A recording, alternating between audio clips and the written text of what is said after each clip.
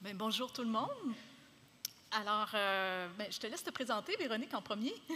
Oui, bien en fait, rapidement, la ferme aux petits oignons est une entreprise maraîchère qui opère là, depuis 19 ans déjà, maraîchère très diversifiée, située à Mont-Tremblant. Puis, au moment du transfert, là, on avait autour de 30 employés, un chiffre d'affaires de 1,8 million, puis on a transféré 1,2 million d'actifs. Je sais qu'il y a des conseillers qui aiment bien les chiffres dans la salle. Fait que ça met la table un peu pour le type d'entreprise dont il est question. Merci, Véronique. Alors, Marie Lacasse, comme Laurence l'a mentionné, peut-être mentionner que le Conseil québécois de la coopération et de la mutualité, c'est une coopérative qui a été fondée en 1940, donc une quand même vieille coopérative qui s'occupe de la concertation, la représentation, favorise le développement coopératif et mutualiste, et puis fait la promotion et le développement des compétences. Alors, le titre de notre présentation, les coopératives en agriculture actuelle et pérenne. Et puis, notre objectif aujourd'hui, c'est à l'aide de données, de faits et surtout de partage d'expériences, de vous présenter le fonctionnement et les possibilités du modèle coopératif pour répondre aux enjeux actuels en agriculture. Alors, tout d'abord, qu'est-ce qu'une coopérative? Une coopérative, c'est une personne morale regroupant des personnes ou des sociétés qui ont des besoins économiques, sociaux ou culturels communs et qui en vue de les satisfaire, s'associent pour exploiter une entreprise conformément aux règles d'action coopérative. Donc, je voudrais attirer votre attention sur deux éléments dans ça. D'abord, les coopératives, ce sont des personnes morales, donc la responsabilité financière des membres est limitée au montant de leur investissement en part, mais surtout, ce sont des entreprises qui sont vraiment liées à la réponse aux besoins. Donc, elles sont, c'est dans leur essence même, donc on n'est pas dans une dynamique de prise de valeur de capital, mais plutôt de réponse aux besoins. Les coopératives au Québec sont liées à une loi qui est la loi sur les coopératives. Et puis, cette loi-là stipule différentes règles d'action. Donc, la première règle d'action, c'est le lien d'usage. On veut dire par là, dans le fond, que pour être membre d'une coopérative, il faut pouvoir vraiment bénéficier de ses services, ou bien, quand on est membre producteur, par exemple, ou bien pouvoir y travailler quand on est membre travailleur. Ensuite, ce sont des entreprises démocratiques, donc peu importe le montant de capital investi dans l'entreprise, c'est un membre, un vote. Comme on n'est pas dans une logique d'accumulation de capital, donc on verse un intérêt limité sur le capital investi. Et puis les coopératives, quand on parle de pérennité des coopératives, c'est inscrit dans la loi que les coopératives doivent verser un pourcentage de leur trop perçu à la réserve générale, donc constituer une réserve générale pour permettre la perpétuité de la coopérative dans le temps. Ensuite, dans une coopérative, on ne parle pas de bénéfices à la fin de l'année, on va parler de trop perçu. Puis ces trop perçus-là, si la coopérative, dans ses règlements, seul le permet, elle peut le redistribuer aux membres, mais au prorata de l'usage que les membres en font dans la coopérative. Ensuite, il y a la notion d'intercoopération, donc de coopération à l'intérieur de la coopérative, entre les coopératives, mais il faut savoir aussi qu'au Québec, les coopératives sont beaucoup organisées en réseau, donc en réseau sectoriel, en fédération sectorielle, donc la coopération à l'intérieur de ces réseaux-là aussi. Et puis, finalement, il y a la notion d'éducation coopérative. Puis quand on parle d'éducation coopérative, c'est à la fois pour les administrateurs, les employés, les membres et les dirigeants. Fait qu'on travaille à former les gens sur les règles d'action coopérative. Et puis, la dernière règle d'action, c'est le soutien au développement du milieu. Souvent, ça peut s'articuler autour, évidemment, de dons avec les trop perçus, mais ça peut être le prêt de ressources, ça peut être vraiment différentes fonctions que les coopératives vont faire pour investir dans leur milieu. Dans la loi sur les coopératives, il y a 5 formes de coopératives. Puis comme ce matin, on veut parler surtout de fermes coopératives, mais je vais vous parler juste de 2 types de coopératives. Donc, la coopérative de travail, ce sont des travailleurs qui se mettent ensemble pour exploiter une entreprise dont ils sont les principaux gestionnaires et propriétaires. Sinon, il y a aussi la coopérative de solidarité, comme la ferme aux petits oignons. Dans le fond, pour créer une coopérative de solidarité, ça prend au minimum 2 types de membres. Donc, ça, c'est des coopératives avec des liens d'usage différents. La plus commune dans les fermes coopératives, c'est des coopératives qui ont des membres travailleurs et des membres de soutien. Les membres de soutien, c'est des gens qui vont soutenir la mission, mais qui n'auront pas d'avantage direct dans la coopérative. Mais sinon, il peut y avoir des coopératives de solidarité où on va inclure des membres producteurs, par exemple des producteurs qui vont venir ajouter des produits pour la mise en marché de la ferme, ou des membres consommateurs qui vont s'impliquer dans la gouvernance de la ferme. Un petit peu de statistiques. Je ne vous lirai pas tout le portrait en général au Québec, mais c'était pour vous donner un peu une idée de l'ampleur des coopératives au Québec. Pour les fermes coopératives, plus spécifiquement, il y en a plus de 50 au Québec. Et puis, on voit quand même une certaine accélération du nombre de créations de coopératives. Avant 2019, on parlait de 1 à 2 fermes créées par année. Puis, depuis 2019, on parle plus de 4 à 6 fermes créées par année. Faut mettre en contexte, au Québec, il se crée entre 60 et 100 coopératives, tous secteurs confondus. Quand on parle de 4 à 6 fermes coopératives, c'est quand même un nombre significatif sur le nombre de coopératives créées par année. Elles ont un chiffre d'affaires d'environ 400 000 $ en moyenne par année. Donc, c'est quand même dans la moyenne élevée des fermes, parce qu'on considère que plus de 50 % des fermes ont moins de 100 000 de chiffre d'affaires. Elles ont une moyenne de 700 000 d'actifs, une moyenne de 4 à 5 membres et une moyenne de 10 employés. Comme vous voyez, ce n'est pas nécessairement nécessaire d'être membre pour travailler dans une coopérative. Et puis, ça peut être un processus d'intégration qui est plus ou moins long selon les coopératives. Puis, c'est une adhésion qui est libre et volontaire, c'est important de le dire. D'abord, pour vous expliquer pourquoi j'ai décidé de transférer mon entreprise en coopérative. Moi, j'ai un parcours professionnel en agriculture assez atypique. Je ne suis pas issue du tout du milieu agricole. J'ai démarré une entreprise vraiment à partir de zéro avec mon conjoint à l'époque. En parallèle de ça, j'avais fait une maîtrise en environnement qui portait sur les innovations sociales en agriculture. Puis mon étude de cas, c'était une coopérative de solidarité.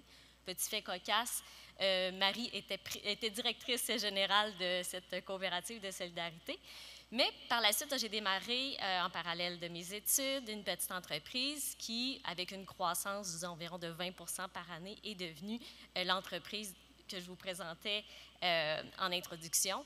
Puis, moi, j'ai connu différents transferts. D'abord, on a opéré en société en nom collectif. Ensuite, on s'est incorporé.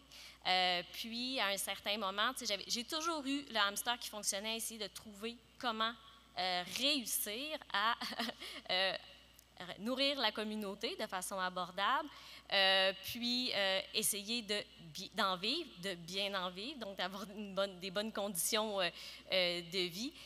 Puis, à un certain moment, je me suis rendu compte que peut-être je n'avais pas la bonne forme juridique pour accomplir ces objectifs qui étaient des fois un peu contradictoires. Donc, tu sais, d'abord, il y avait, je pense que M. Cloutier a bien dressé plusieurs enjeux qui me préoccupent en tant que productrice agricole. La pérennité de mon entreprise, faire face au changement climatique, aussi dealer avec une clientèle qui a toujours des exigences de plus en plus élevées. Donc, la forme coopérative m'apparaissait intéressante pour, de un, assurer la pérennité. Je m'inquiétais parce qu'à un certain moment, c'est ça, je me suis ramassée seule à la tête de cette entreprise-là et je me disais, s'il m'arrive quelque chose, ça pourrait être 18 ans d'efforts qui s'effondrent avec moi. Donc, j'avais ce souci-là de répartir les responsabilités pour assurer aussi qu'il y ait un transfert progressif de personnes impliquées dans l'entreprise. Puis, améliorer, oui, les conditions de travail, autant pour les travailleurs que pour moi. On va en reparler un petit peu plus tard. Puis, il y avait ce désir-là aussi d'augmenter l'engagement de la communauté puis de sortir de ce rapport-là de souvent producteur-consommateur, qui est un rapport de force où justement il y a beaucoup d'attentes pour entamer un dialogue et mieux faire comprendre aussi notre réalité à la population pour qui on travaille. Puis au niveau des travailleurs, bien, il y avait cette idée-là de sortir d'un rapport de force employeur-employé où on est souvent dans une dynamique de négociation. Ce qui est super dans un modèle avec des membres travailleurs en coopérative, c'est qu'on est à la fois employeur et employé de notre coopérative. Donc, on doit réfléchir de façon systémique pour assurer autant la pérennité, la rentabilité de notre entreprise que de tenter d'améliorer nos conditions de travail. Ce qui est sortir de ce rapport de force-là, pour moi, a amené beaucoup plus de plaisir dans la gestion de mon entreprise. Puis, il y avait aussi cette idée de créer un réseau solidaire avec la communauté, notamment pour faire face aux enjeux là, de changement climatique. J'aime rappeler que ce changement-là, un transfert en coopérative, c'est un changement structurel, c'est un changement de forme juridique, mais c'est aussi et surtout un changement culturel. Dans mon cas, le changement culturel a été initié bien avant. Je me suis toujours intéressée aux approches innovantes de gestion de ressources humaines, aux approches innovantes de gestion. Puis, quand je me suis retrouvée seule à la barre de l'entreprise, j'ai fait appel à une conseillère en gestion, Nathalie Tanguay, qui est spécialisée en développement organisationnel, qui m'a aidée à implanter une culture de cogestion et à conflit de plus en plus de responsabilités et faire participer davantage mes employés à la prise de décision. Puis, quand je leur ai proposé cette idée-là de reprendre l'entreprise avec moi en coopérative, c'est là qu'on est allé chercher l'accompagnement de la coopérative de développement régional Outaouais-Laurentides, qui nous a accompagnés là, dès l'idéation pour choisir est-ce qu'on allait aller vers une coopérative de travailleurs actionnaires, est-ce qu'on allait aller vers une coopérative de travailleurs ou finalement on a choisi d'aller vers la coopérative de solidarité parce qu'on avait dans nos objectifs, notre planification stratégique, d'impliquer la communauté. Les membres ont été impliqués aussi à décider ça allait être quoi le processus d'acceptation des nouveaux membres, quelle allait être la part de qualification. Chez nous, ça coûte 1 000 $ pour devenir membre, autant pour les membres de soutien que pour les membres travailleurs. On a décidé de ne pas aller vers des membres consommateurs parce qu'on voulait justement sortir de cette relation-là avec les gens de notre communauté. C'est ça. Puis après ça, on a eu aussi un accompagnement juridique. La firme TCJ nous a accompagnés pour concevoir quel allait être le mécanisme de transfert. On avait des partenaires financiers impliqués dans le projet, puis là, on se rendait compte que c'était assez obscur comment on allait faire ce transfert-là. C'était du nouveau pour tout le monde. Donc, il fallait un petit peu concevoir le chemin. Puis, c'est ça, finalement, on est arrivé avec une planification en 4 temps. On a d'abord fondé la coopérative en novembre 2022. Au 1er février 2023, la coopérative a racheté des actions votantes non participantes. C'est bien parce que Marc Saint-Roch a bien expliqué certains concepts de notre plan de transfert, de sorte que la coopérative a pris le contrôle de la gestion. Bien, moi, je conservais mes actions participantes. Puis, entre-temps, on a fait évaluer par des firmes externes la valeur, finalement, de ces actions-là. Fait que je suis partie avec un montage financier estimé qu'on a précisé avec les évaluations. Puis, il n'y a eu aucune négociation sur le prix. On s'est entendu d'abord sur le processus. On s'est dit, on va confier ça à une firme externe. C'est la firme externe qui va déterminer la valeur des actions et ce sera le montant transigé.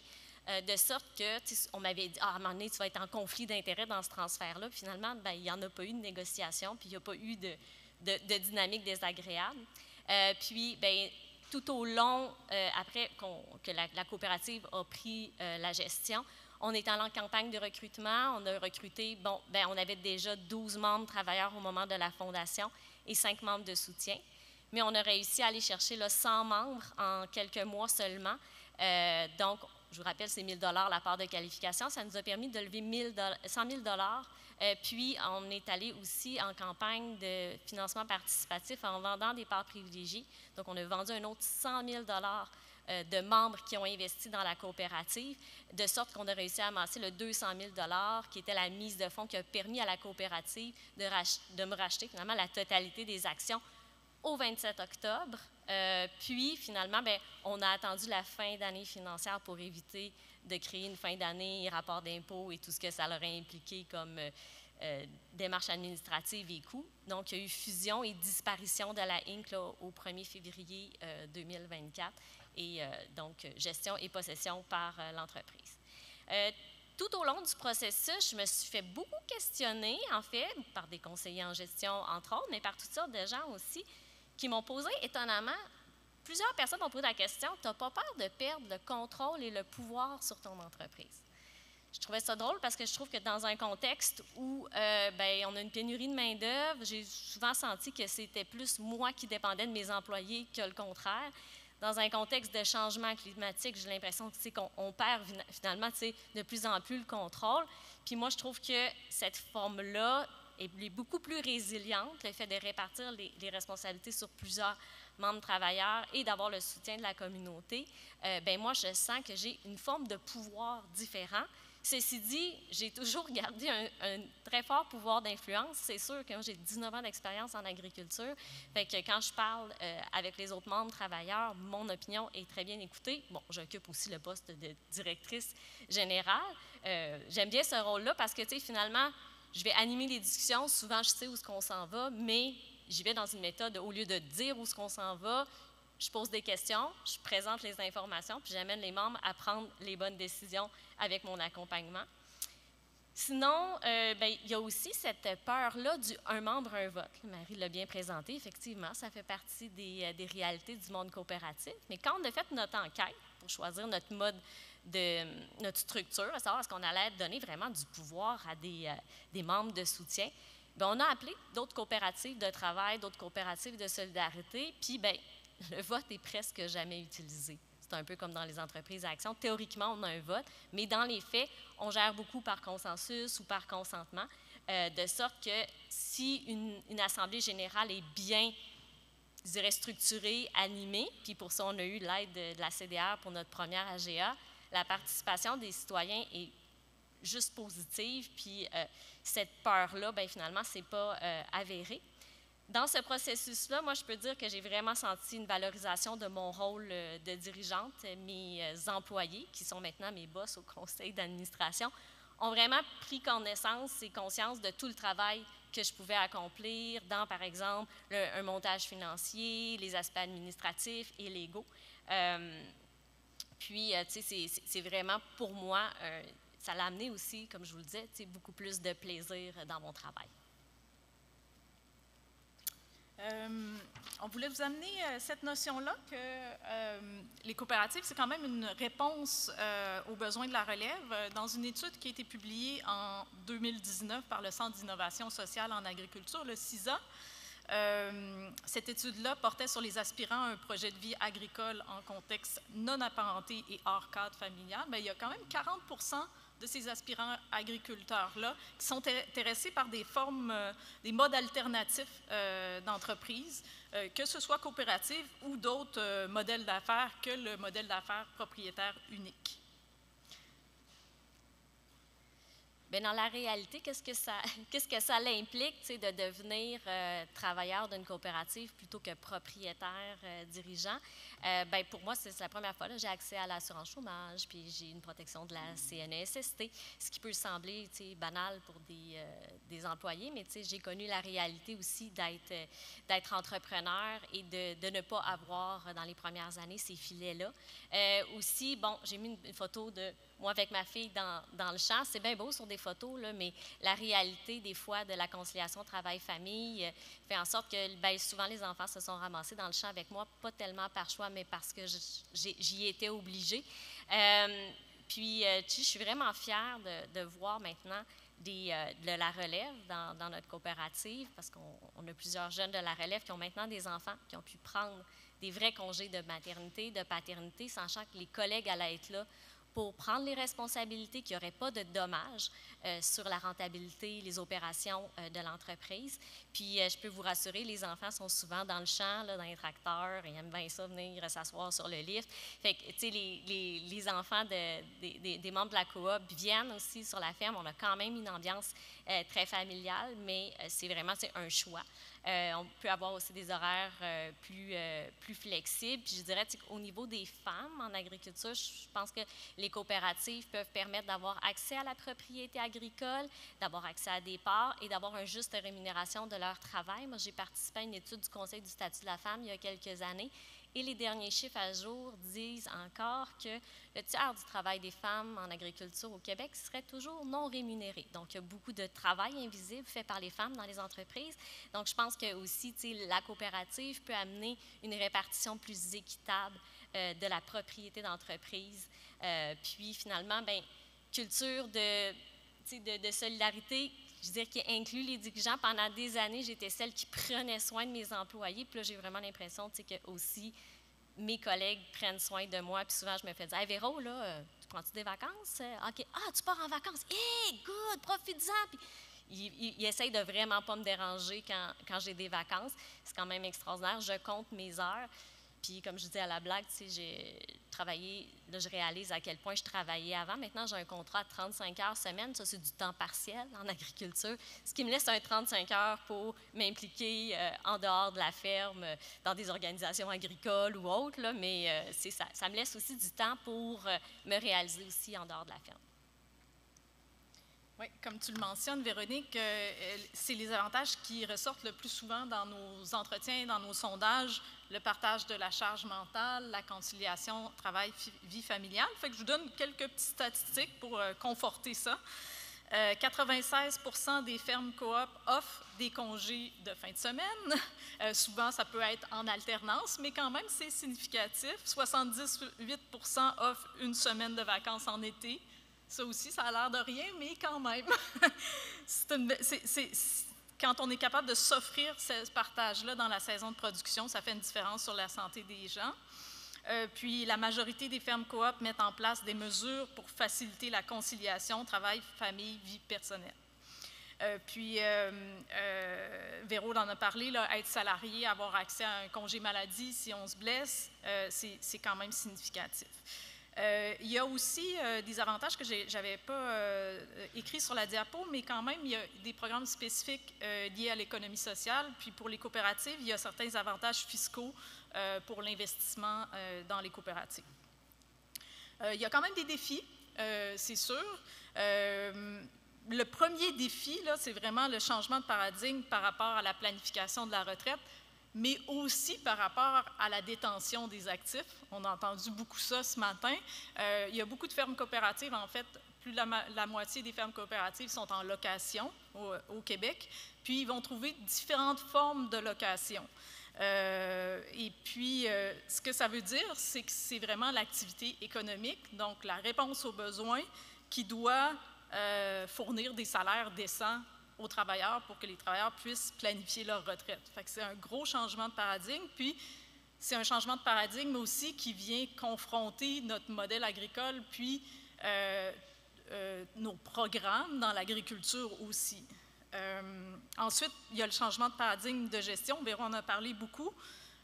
Pour gérer en collectif, il faut prendre le temps de se mettre des processus de gestion où les gens vont avoir un rôle à jouer, où ils vont avoir une responsabilisation aussi, mais où on va être capable de partager le pouvoir des décisions.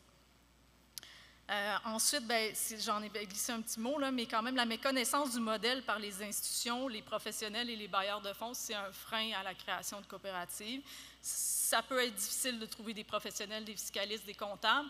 Il y en a, puis il y en a plus qu'il y en avait dans le passé, mais c'est quelque chose qui se développe, mais ça peut être quand même un défi. Ça vaut la peine de demander de l'accompagnement pour trouver les bons professionnels. Ensuite, il y a les critères de programme qui souvent ne sont pas tout à fait adaptés à la réalité coopérative. Là, l'exemple le plus frappant souvent, c'est le pourcentage de détention de parts, alors ce qui est considéré comme décisionnel, alors que dans une coopérative, c'est vraiment un membre, un vote.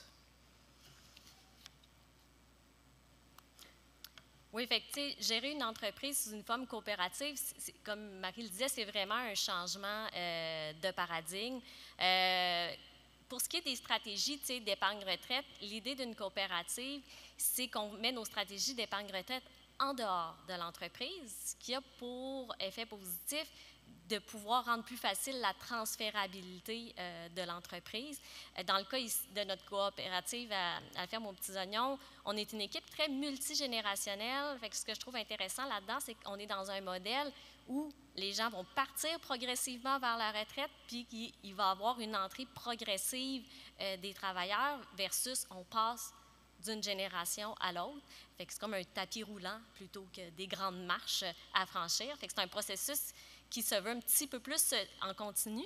Puis pour ce qui est des stratégies d'épargne retraite, ben, l'idée, c'est d'augmenter les salaires des travailleurs pour que les travailleurs puissent mettre l'argent dans un REER, par exemple. Il existe les REER coop aussi, qui sont des incitatifs fiscaux spécifiques aux coopératives, mais il y a moyen aussi d'investir en immobilier. Là, les rendements en immobilier sont très bons aussi, puis ça ne met pas en péril la transférabilité de nos entreprises agricoles. Fait qu'il existe plein d'autres stratégies, puis bien, une résidence principale aussi, c'est exonéré de gains en capital. Fait qu'il existe aussi d'autres incitatifs fiscaux et d'autres stratégies de retraite, mais il faut les planifier, il faut les penser, puis il faut le prévoir aussi.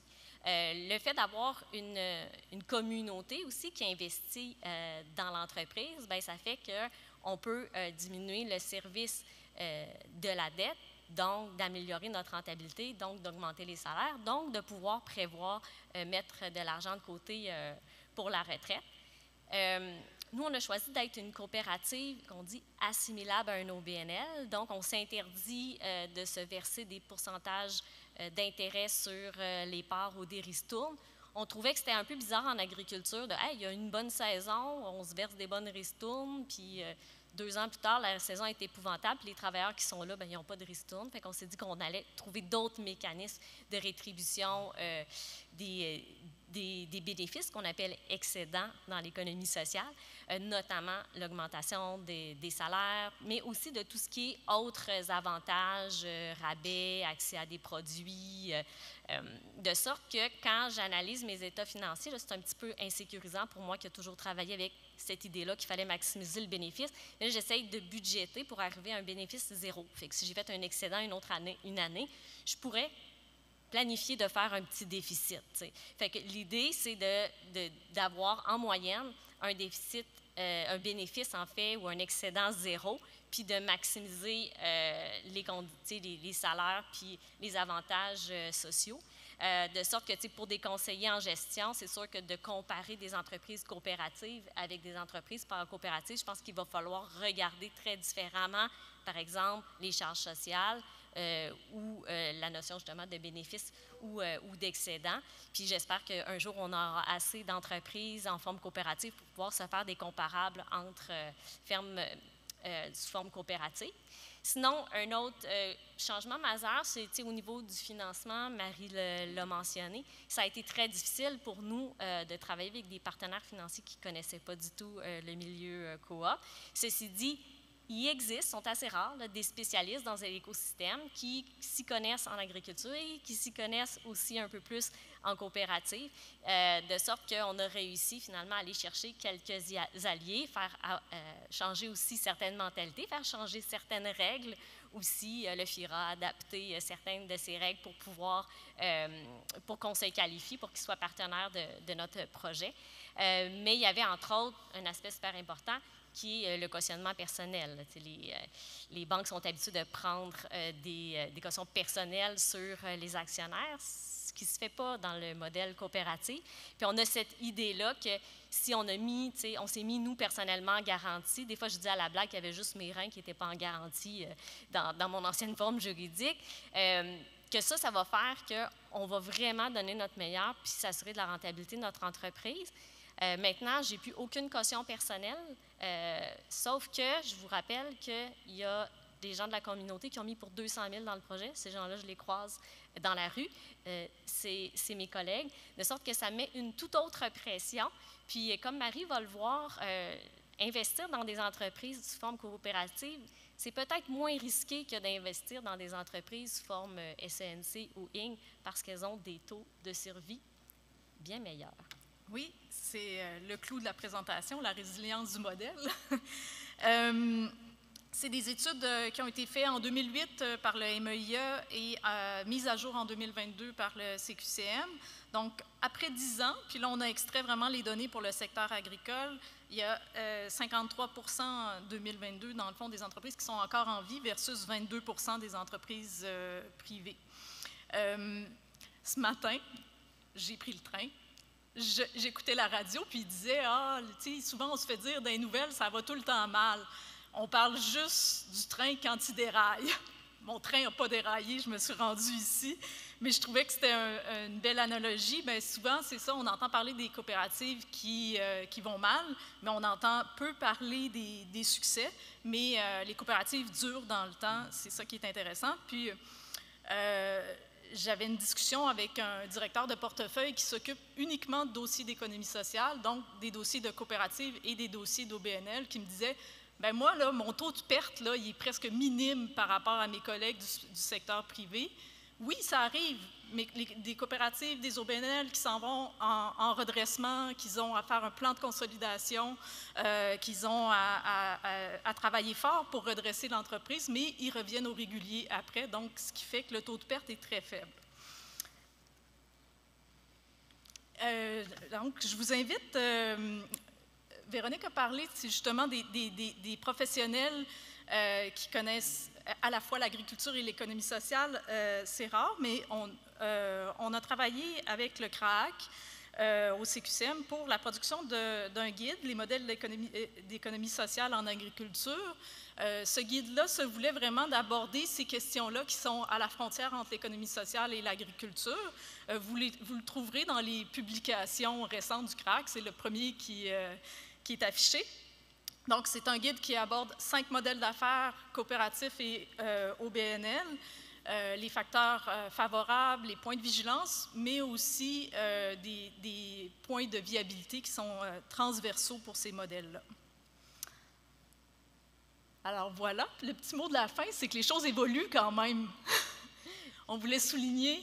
Je te laisse le souligner. Ah oui, une bonne nouvelle pour le monde coop. Il y a eu le programme de l'initiative ministérielle pour la relève du MAPAC qui a maintenant adapté ses règles pour ajuster au modèle coopératif, de sorte que la relève qui choisit le modèle coopératif va pouvoir aussi être soutenue, alors qu'on était pris avec la fameuse règle du 20% des parts.